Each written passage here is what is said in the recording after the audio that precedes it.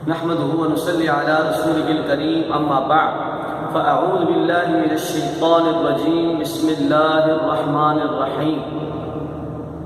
واقيموا الصلاة وآتوا الزكاة صدق اللہ العظیم۔ حاضرین اور ناظرین، آپ زکوٰۃ کے مسائل اور فضائل سماعت فرما رہے ہیں۔ جیسا کہ آپ نے پہلے نشست میں اور پہلی محفل میں سنا کہ اللہ تبارک و تعالی نے زکوٰۃ کی ادائیگی کا حکم دیا ہے، اور زکوٰۃ اسلام کا ایک عظیم رکن ہے۔ جس طرح نماز رکن ہے، جس طرح روزہ اور حج رکن ہے، اسی طرح زکوٰۃ بھی اسلام کا رکن ہے۔ اور یہ بھی آپ نے سنا کہ زکوٰۃ اور نماز کا ساتھ ساتھ ذکر ہے، اس لیے کہ جو آدمی نماز کی پابندی کرتا ہے اللہ تبارک و تعالیٰ اس کو پورے دین پر چلنے کی توفیق عطا فرماتے ہیں۔ آج کی نشست میں ہم یہ بتائیں گے کہ نصاب کیا ہے اور قابل زکوٰۃ مال کون سے ہیں۔ زکوٰۃ کے مال صرف 4 ہیں۔ ہر چیز پر زکوٰۃ نہیں ہے، ہر وقت زکوٰۃ نہیں ہے۔ زکوٰۃ کے جو مال ہیں وہ صرف 4 ہیں۔ نمبر 1 سونا، نمبر 2 چاندی، نمبر 3 مال تجارت، اور نمبر 4 نقد رقم۔ سونے کا جو اپنا نصاب ہے وہ 7.5 تولہ ہے، چاندی کا نصاب 52.5 تولہ ہے، اور مال تجارت کا نصاب بھی چاندی کے نصاب کے مطابق حساب کیا جاتا ہے، اور نقد رقم کا جو حساب ہوتا ہے وہ بھی چاندی کے 52.5 تولہ چاندی کی قیمت کے مطابق حساب ہوتا ہے۔ لہذا اگر کسی آدمی کے پاس سونا ہے 7.5 تولہ اور اس کے پاس کچھ بھی نہیں ہے سونے کے علاوہ، تو وہ صاحب نصاب بنتا ہے۔ لیکن اگر کسی آدمی کے پاس کچھ سونا ہے، کچھ چاندی ہے، یا کچھ مال تجارت ہے، کچھ رقم ہے، تو اب سونے کا نصاب نہیں دیکھا جائے گا، بلکہ چاندی کے نصاب کی طرف یہ منتقل ہو جائے گا۔ لہذا اگر کسی کے پاس چاندی ہے یا رقم ہے یا مال تجارت ہے، چاہے اس کے پاس سونا بھی ہو، تو اب ہم یہ دیکھیں کہ یہ کل ملا کر 52.5 تولہ چاندی کے بقدر ہے یا نہیں ہے۔ اگر اس کے مطابق ہے، اس کے بقدر ہے، تو صاحب نصاب بنے گا، اور اگر اس سے کم ہے تو نہیں بنے گا۔ مال تجارت اس کو کہتے ہیں، عام طور پر لوگ یہ سمجھتے ہیں کہ اگر کسی نے اپنے لیے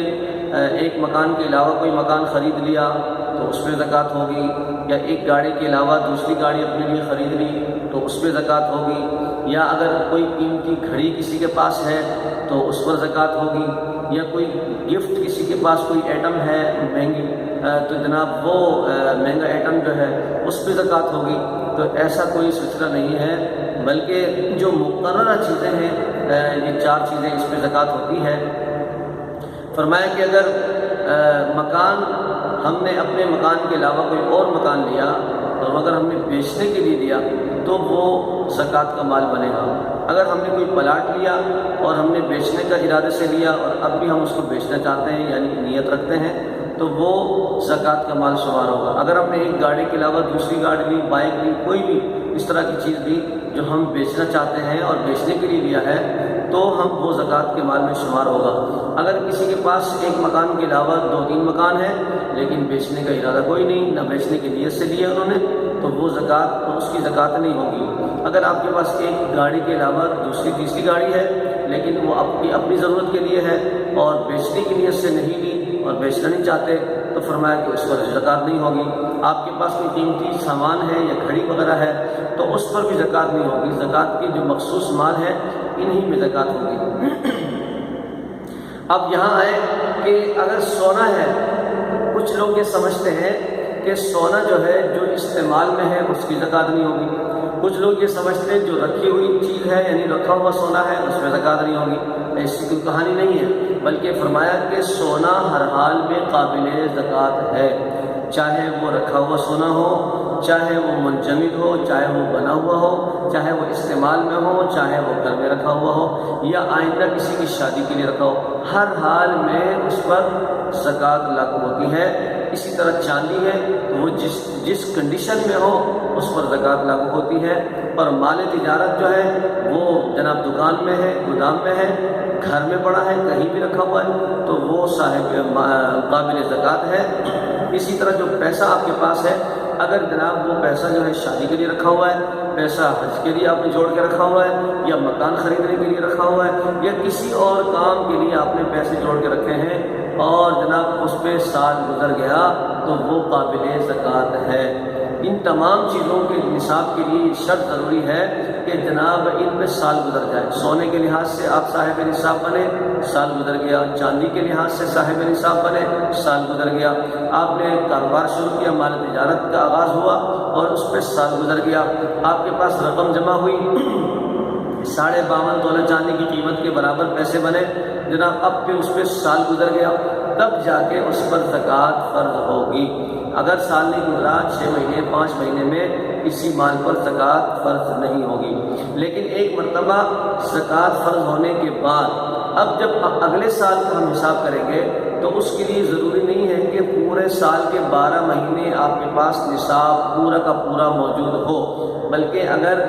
بیچ میں کمی بیشی ہوتی رہے اور شروع سال میں اور آخر سال جب آپ زکوٰۃ دینے لگے اس وقت جو ہے آپ کے پاس نصاب مکمل ہے تو آپ صاحب نصاب کہلائیں گے، آپ کا سال پورا شمار ہوگا۔ ایسا نہیں ہوگا کہ جناب 3 مہینے مال کم تھا لہذا اس کی زکوٰۃ کم دیں گے اور 6 مہینے مال زیادہ تھا تو اس کی زکوٰۃ زیادہ دیں گے، ایسا نہیں۔ حولان حول اس کو کہا جاتا ہے کہ سال کا احاطہ کرنا، یعنی شروع سال میں بھی آپ کے پاس مال تھا، بیچ میں بھی مال تھا اور ایسے وقت بھی آیا بیچ میں کہ آپ کے پاس کچھ بھی نہیں تھا یا بہت کم مال تھا، لیکن جیسے ہی سال مکمل ہونے لگا آپ کے پاس پھر مال آ گیا، تو اب سمجھیں کہ آپ کے پاس پورا سال گویا مال رہا، چاہے بیچ میں 2 مہینے 3 مہینے 4 مہینے آگے پیچھے مال کی کمی بیشی ہوتی رہے اس کا حساب نہیں ہوگا۔ تو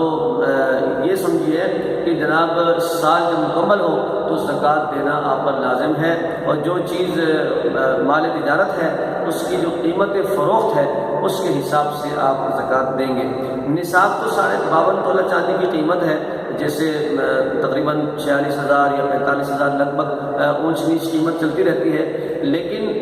جو آپ کے پاس کل مال ہے جب آپ زکوٰۃ دینے لگے تو کل مال کی زکوٰۃ دیں گے، یعنی ہو سکتا ہے آپ کے پاس سونا بھی ہو، چاندی بھی ہو سکتا ہے مال تجارت بھی ہو سکتا ہے پیسے ہوں، اور یہ سارے مل کر لاکھوں میں جا کر پہنچے، تو یہ نہیں کہ آپ جو ہے نا صرف نصاب کی زکوٰۃ دیں گے، بلکہ جتنا کل مال ہے آپ کے پاس آپ کل مال کی زکوٰۃ دیں گے۔ 1 لاکھ اگر آپ کے پاس موجود ہے ٹوٹل ملا کر تو اس کی 2,500 زکوٰۃ دیں گے، اگر 2 لاکھ کا مال بنتا ہے تو 5,000 زکوٰۃ دیں گے، اسی حساب سے جتنا آپ کے پاس مال ہوگا اس کے بقدر آپ زکوٰۃ دیں گے۔ زکوٰۃ کی ادائیگی سے انشاءاللہ مال محفوظ ہو جاتا ہے اور مال میں برکت ہوتی ہے۔ اللہ تبارک و تعالیٰ سے دعا ہے کہ رب کریم ہر مسلمان کو، ہر صاحب نصاب کو اپنا صحیح حساب رکھنے کی اور سال مکمل ہونے پر صحیح طریقے سے خوش دلی کے ساتھ زکوٰۃ ادا کرنے کی توفیق عطا فرمائے۔ وآخر دعوانا الحمدللہ۔